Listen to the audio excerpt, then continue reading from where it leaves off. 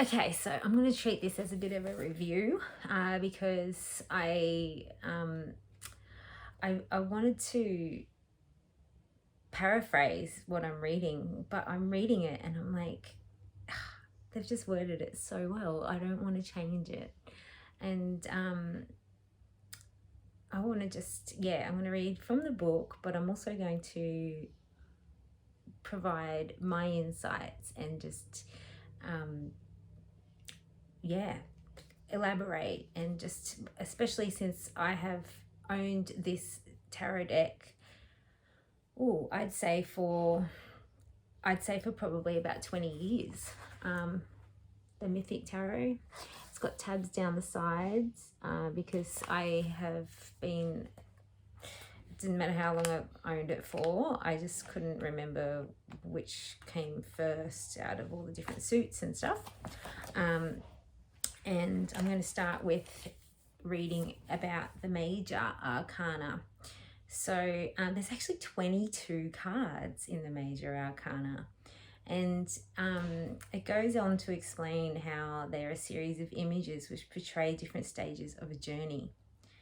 And that the journey is one that we're familiar with from many myths, legends, and fairy tales, as well as from the world's great religious teachings, which I find really interesting given that I know particularly tarot for religions like Jehovah's Witness are considered to be the devil, basically, because I was once told that it's basically trying to connect to the other side, and we shouldn't be trying to do that. It can bring bad luck. So interesting that it's, yeah, I don't know what great religious teachings that it's referring to, but you know, it's obviously got a lot of history. And as you sort of hear about the cards, I'm sure you'll sort of start to see how there's so much more to them than being some kind of occult, kind of mysterious tool to predict your future. It really, to me, it's not that at all. So the book goes on to say that it's about the journey of life which all human beings must make from birth through to childhood, and the power and influence of the parents through adolescence with its loves and conflicts and rebellions, through maturity with its worldly trials and ethical and moral challenges, through loss and crisis, despair and transformation, and the awakening of new hope toward eventual victory and achievement of the goal, which in turn leads to yet another journey. I love that. That's why I was like, I can't word that any better, particularly because I have been reading from this deck for about 20 years, and it's definitely really help ground me and feel connected because of the stories that the cards tell. And each card goes into quite a deep philosophical explanation, often psychological, through each stage of the journey. And it really, they've really managed in this deck, I think, to capture the complexities and the nuances. And it's crazy, like it's, yeah, it's a really great tool for reflection. So yeah, and how it leads in turn to yet another journey, because it's a cycle. It acknowledges the cycle. It's never the end, right? It's always, when we reach a goal, it's only the start of another journey to reach a goal. And yes, see, and now it's saying the cycle is not only a cycle of chronological age, but also a cycle which occurs many times within one life. for everything that happens to us has a beginning, a middle, and an end. Thus, the journey portrayed by the major arcana is an archetypal, meaning that no matter... Oh, I'm going to read that bit again. Thus, the journey portrayed by the major arcana is archetypal, meaning that no matter what the specific details of an individual life might be, long or short, banal or dramatic, good or evil, certain stages of psychological development await us all. Like, I was not expecting to get that out of reading my tarot cards when I got this deck. I honestly just felt at the time like I was being a bit of a rebel and kind of... my nana had given me some birthday money, and I was aware of the belief, the superstition that you couldn't buy your own deck of tarot cards. You had to be given a deck. And I had been waiting. I was thinking, like, I could wait for a really long time before someone gets me a tarot deck. And then I got some birthday money given to me from my nana, and I thought, well, this is perfect. So I bought the deck. And yeah, definitely really glad I made that decision, because it's certainly opened up a whole new world. And that, yeah, in relation to psychological development is really important. It's a really useful tool for growth and helping get perspective. Even when the cards don't hit home, there's still a message there that's worth contemplating. So it goes on to say, we have all been children and have all had parents, and well, I guess to a degree. And we, as in, some of us have not been that fortunate, but that's another topic. We'll allow them to generalize for the sake of this explanation. And we all continue to have a part of us which is childlike and ready to begin again. We have all experienced fails and triumphs, great or small, and we all grow, albeit sometimes unwillingly. I take that to also mean not in just the spiritual sense, but the physical sense. Okay. Thus, the archetypal journey of life, which is really an inner journey and occurs on many different levels, can be found in so many creative outpourings over the millennia. The ancient Babylonian epic Gilgamesh, with its hero who must battle the dark forces, is not really very different from the modern film Star Wars. Okay, yeah, and I guess that's where it's sort of at the start saying about it's familiar through many myths, legends, and fairy tales. Absolutely can see how that similar theme carries out. Inner changes precipitate external events, and external events foster inner changes. It's sometimes hard to say whether, for example, a love affair has caused a burst of creative activity and new insight, or whether new insights and a more creative way of looking at life have drawn us into a love affair. It is difficult to tell also whether a business failure instills bitterness and suspicion of others, or whether an innate suspicion and mistrust precipitates a business failure through alienation of colleagues. Okay, it is, yeah. And this is the thing that I really love about it. It's like, over the years of my life, I have, we used to like have big nights and end up staying up to the crack of dawn, and we, it was all about the D&Ms and the deep and meaningfuls. And I sort of find now that I'm older, it's that journey, some of the conversations became a bit old, and we'd already, like, I felt like there wasn't a lot of new stuff to talk about at one point. But these cards really help you explore those depths. And I love that. I love the complexity. I love exploring that. And then, yeah, because there are so many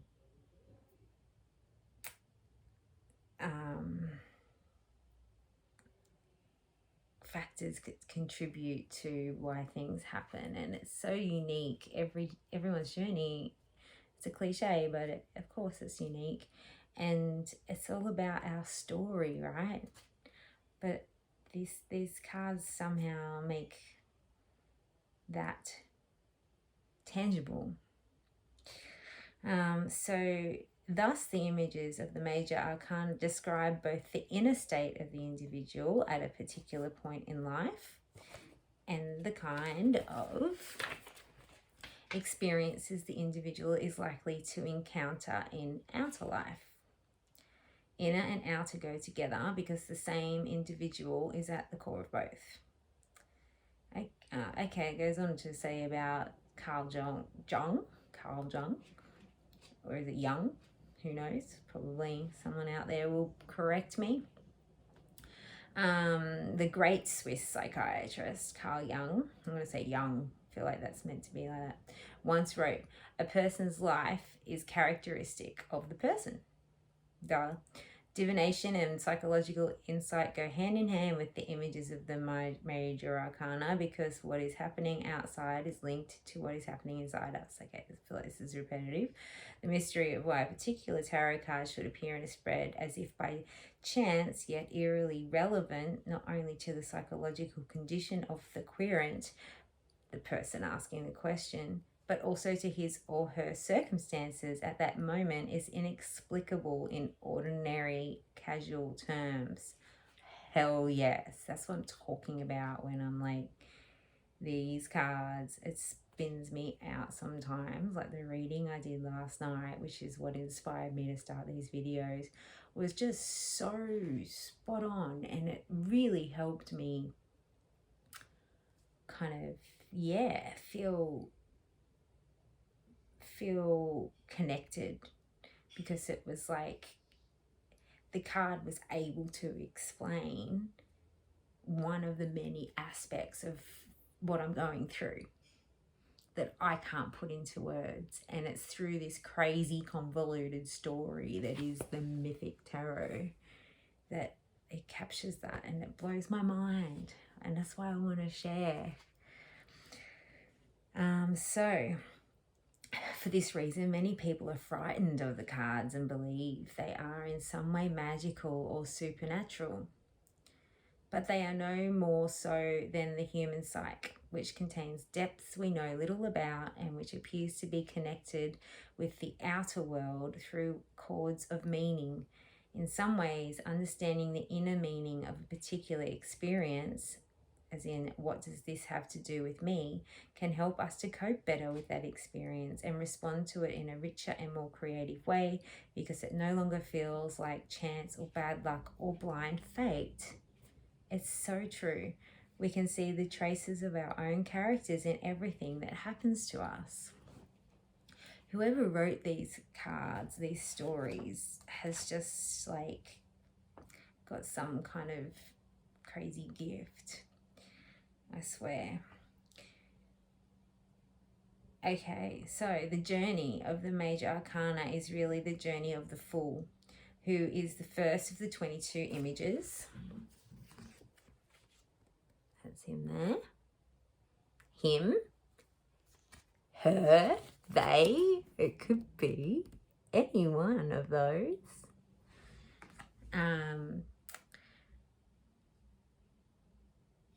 One of the 22 images, we follow the Fool, and in some profound sense also the Fool, as he, it says he, we'll forgive them for that, emerges from the darkness of the maternal cave and leaps out into the unknown.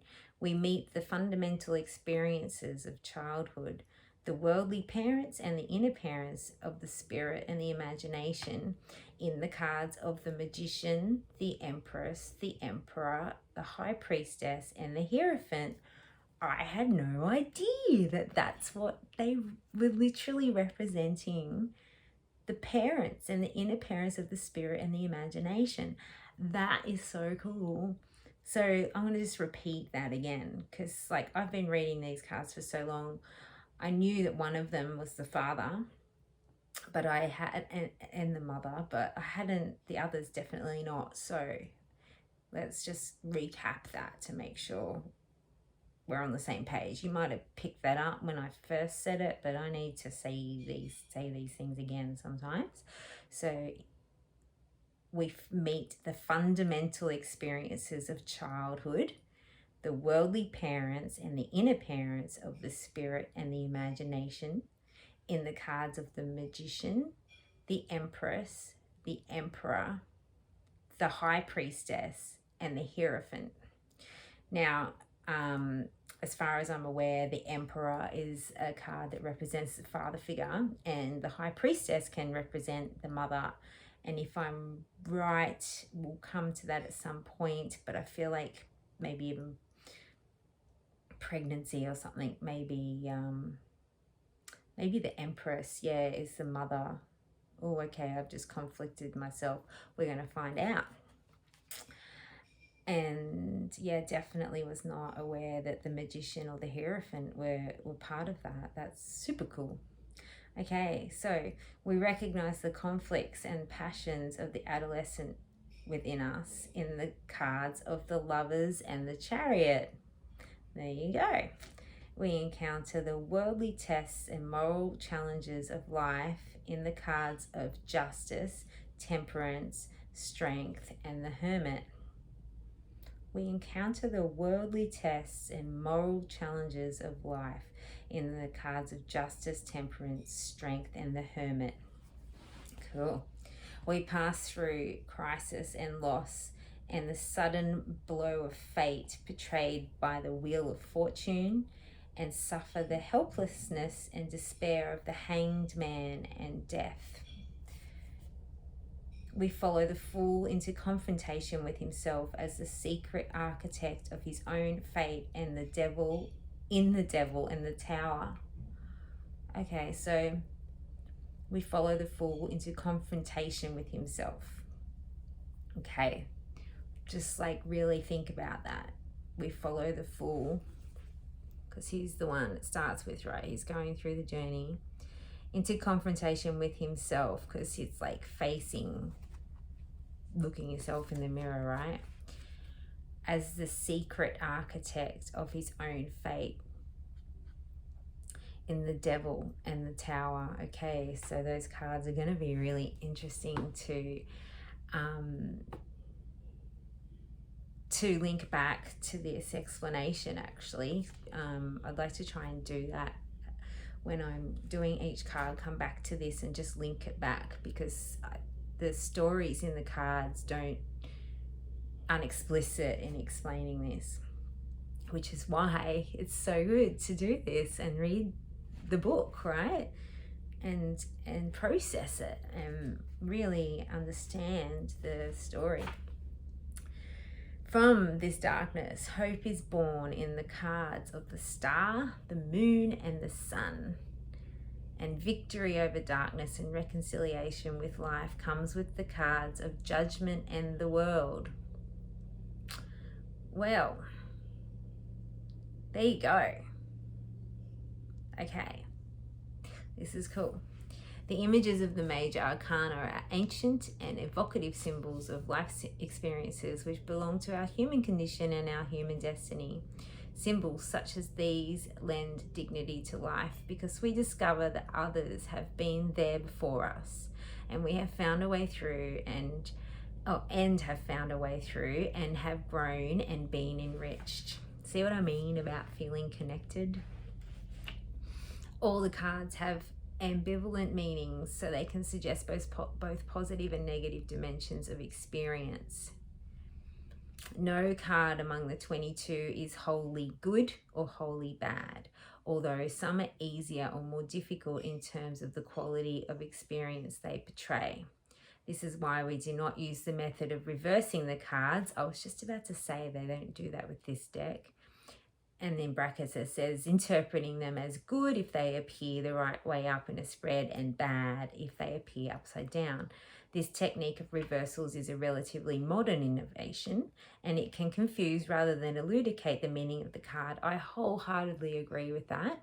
Not to say that you shouldn't explore that, because, you know, it's not the same for everyone. But I, through owning this deck and starting with this deck and probably not buying another deck, I'm looking over at my shelves because that's where they live, not buying another deck until probably, I can't remember, maybe the last, I'm going to say the last 5 years might have been when I started to buy other tarot card decks, because I have also got oracle ones and things like that. But I started to use the reversals technique, method, approach with some of those decks because they have the reversal meanings in the cards. And then there's, of course, some really useful websites out there that you can look up, and they actually give you the reversal meanings as well. But there's something about the reversals that really I struggle to see the reversal meaning, and when I compare what they've described for each card, reversal and upright, it's still lost on me how they actually even got that conclusion from the story, and I often don't even know whether I really resonate with it. But I sort of try to take on the meaning because I feel like that's obviously what the card's meant to mean. But anyway, I digress. We will come back to this because, yeah, with this deck, you don't need to do that because they just say that with the other decks that you don't have to do it. But I guess, you know, it is part of the experience of learning about tarot. It will definitely come up and it's up to you. I'm sure there'll be times when I sort of lend towards it as well, but yeah, that's cool. This particular deck, it says now, then the next bit says this technique of yeah, I think I read that, but I'll read it again. The technique of reversals is a relatively modern innovation, and it can confuse rather than elucidate the meaning of the card. Yeah, so like I said, I agree. The weight of a card, for good or ill, becomes more understandable in the context of the overall pattern of the spread, which we will discuss more fully in the appropriate chapter, it says. So yeah, and I guess that's what's really cool about these cards too. I have noticed that, yeah, it sort of does just, there's like an energy that comes with a spread, but an archetypal experience, and therefore the archetypal image which embodies it, is such a subtle intermingling of positive and negative that it is impossible to separate one fully from the other. There you go. And yeah, that's when I've definitely, with the cards, when I've read the reversal meaning, I sort of feel like I can often, when it's making sense, I can often take a bit of both. It's never black and white. Yeah, so that's cool. All the cards of the major arcana are rites of passage, stages or processes rather than end results or static places which do not change. Every stage of life leads to the next one, and although we may understandably attempt to hold back time and remain in one comfortable place, it is not within our power as mortals to turn the moving cycle of life into a stagnant hiding place. And that's where, like, I definitely, when I do a spread, first of all, without a doubt, if you're not clear in your mind what you're asking, when you're shuffling the cards and when they're laid out, if your mind is just not focused and you start the spread without asking that question, guarantee the spread will make no sense. it'll just be like nothing matches anything. And it's funny because when it does match, you're like, what's the point in this? Am I like, if I already know this stuff, why do I need cards to tell me? But that's what I love about this deck, is that it just really gives you that extra like insight into it, and it'll give you something to work with. And then, like it's saying in that section I just read, that it's not stagnant and it's always moving. Anything that doesn't really fit, or especially with the cards that are like outcome cards or like future influences, the best thing about it is that it gives you an insight into what could potentially happen if things are left to fate. Say, if you don't make a conscious decision to act on something, it could go that way. It's not a prediction, but it gives you the opportunity to go, oh fuck, I don't want that to happen. Hell no. Oh my God, actually I might be doing some things that are making it head in that direction.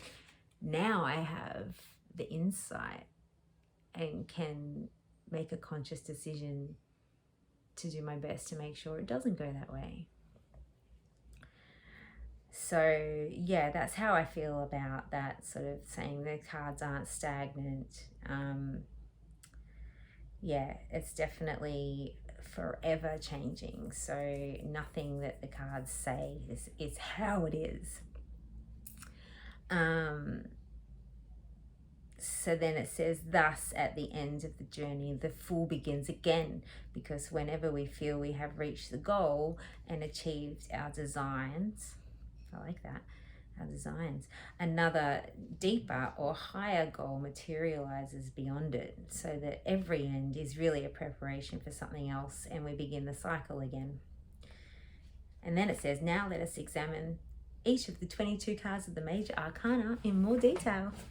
So that is the end of the little bit of info that the writers of the book have provided for the Mythic Tarot. That was really, really enjoyable to read and elaborate on my thoughts and experiences so far, because I feel like I have definitely learned a lot more about the major arcana just through reading that out to you than I have ever in my multiple attempts to read it myself as bedtime reading or like daytime reading, whatever.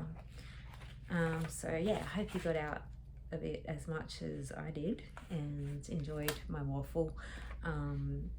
Yeah, and I look forward to reading through the first card of the major arcana, being the Fool. Cool.